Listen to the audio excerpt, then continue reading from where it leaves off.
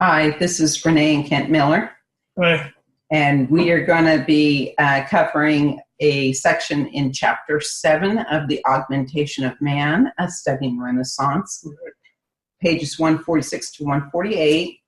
And this is going to cover things that happen that are very unusual that you may not be able to explain. And I'm sure a lot of you have had those experiences as we have. We just have an advantage of being able to ask a spiritual mentor for the answer. And so we're going to go ahead and explain what kind of experiences we have had and what our spiritual mentor has told us has occurred, which is interesting. So we're going to start with something strange happening, right? And it's usually a life-changing event. Well, if it isn't, then you need to reorganize yourself again.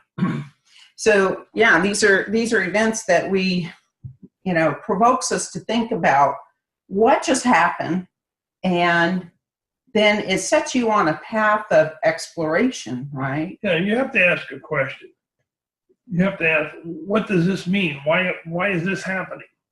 And you won't get an answer immediately, but you probably will get an answer within a few days. And so it's a part of the spiritual lessons of life and sets us on a path of self-exploration. It prompts us to ask for more answers. Yeah. And your experience that we had when we went to a place called Laughlin, you want to... Sure. We were on a road trip. This was my experience, and then Kent's going to talk about his. But we were on a road trip. We did not have any plans for the night. We didn't know where we were going to stay as far as hotel, but we also didn't know what town we were going to be staying in until about a half hour before we got there. And we decided we were tired, and I called and made reservations. And we went ahead and, proceeded to the hotel, parked the car, took our luggage in, and we were standing at the reservation desk when all of a sudden I'm standing there, just people watching, and I feel like I have just been inserted into a Harry Potter set. Everything was exaggerated. The colors were exaggerated. The people were exaggerated. Their physical issues were exaggerated. For example, there was a woman with a hunchback, and it was just overly exaggerated, like a drama, like something you would see on TV. Somebody with a limp. There was a big man holding a little baby, but the difference between the two bodies were just enormous. Yeah. The colors were vibrant. And I didn't see it. He didn't, Kent didn't see it. And I kept telling him, I feel like I'm in a Harry Potter movie. Well, and this continued for the rest of the evening. We went up to the room briefly. It stopped. As soon as we left the room, it started all over again. And it continued until we went back to the room that night. Yeah, we had to fight off the big ants coming down the hall. Yeah, that wasn't a part of it. But anyway, it was very interesting. And then the next day, it was gone. And we got back on the road again and continued on to the next state. Yeah, we went to a friend's house. And as Renee was discussing whatever they discussed during the day about different things, I was watching this friend, and her facial was like watching two of the same person. Like twins, right? Yeah, like because the face would change, actually to the point where I'm going, wow, this is interesting, and was back. And depending on what they were discussing, the face actually would change. It wasn't just the features, but the face would kind of change. Kind of like slightly different twins. Yeah, just like that. So, and it kind of seemed like it was kind of tied to her emotions and what she was talking about. It was tied to her emotions, depending on what she was talking about. So I didn't see it. So all this has to do with conceptual understanding of what is around you. And how you view your life lessons. So there was a few days that lapsed because we were on this trip, but when we had the opportunity to meditate and to talk to an ancient, our spiritual guide, and Kent does that through deep meditation, we were able to ask what happened. And the way it was explained to us is that incorrect projection of self-worth. So people, as we progress in our lives and we have our own life experiences, multiples of life experiences, we develop this feeling of self-worth or lack of self-worth. And it seems to be that we associate with this lifetime as if this encompasses everything that we are. And what happens is that people, all of us do this, project that feeling out into the field around them in a vibrational way. And it can be so strong, it actually alters the vibrational field around their physical body. It distorts the field, so we see something different. And so the ones who can see it are the ones who are tuned vibrationally to be able to see it. So what does that mean? So we see something exaggerated or a double of what we're looking at, depending on the emotional being of that person. Right. But the person viewing, when we say they are vibrationally attuned to be able to see, they're what does that mean? The things around in their environment. Based on their own accumulated understanding, spiritual understanding.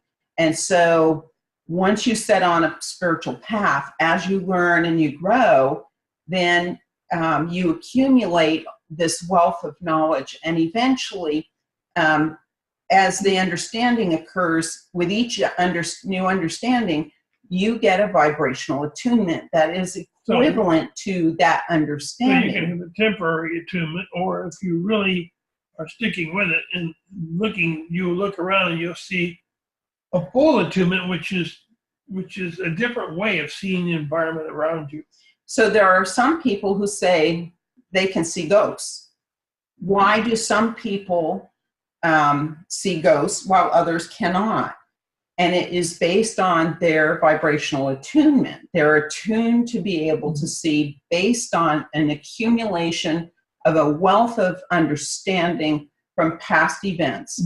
And so, and that's not just in this lifetime. This is accumulation from multiple lifetimes. Yeah, because remember, this life that we're now in today is only one chapter of a huge volume of chapters of a book.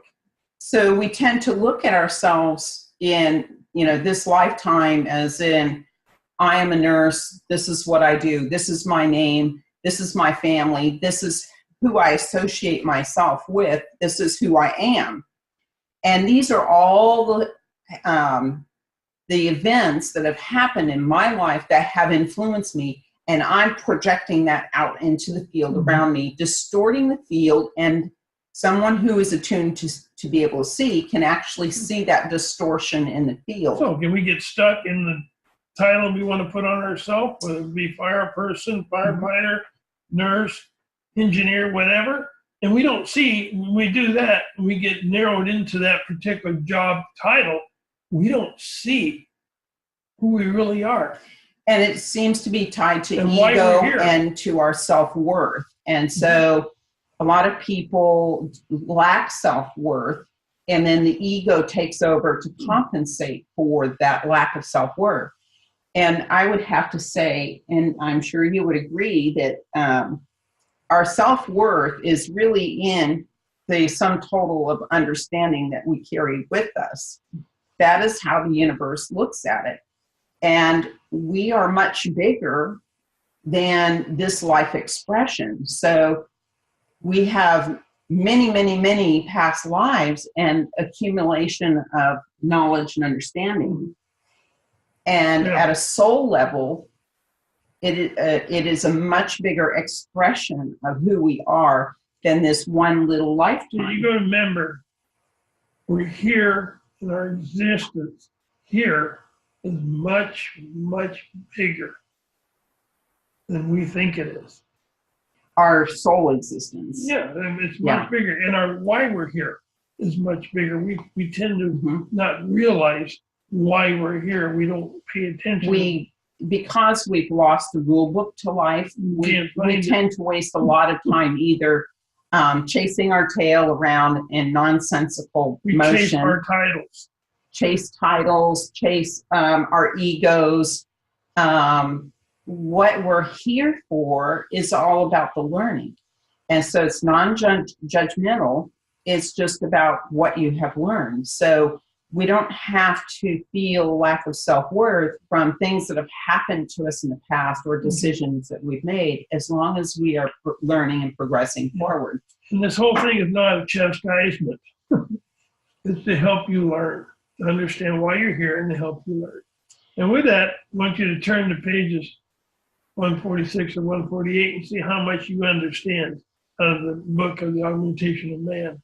So go back and take a look at the book, and I think that you will find that you will understand a whole lot more now that you've heard us talk about our experiences and what our spiritual guides have had to say about that.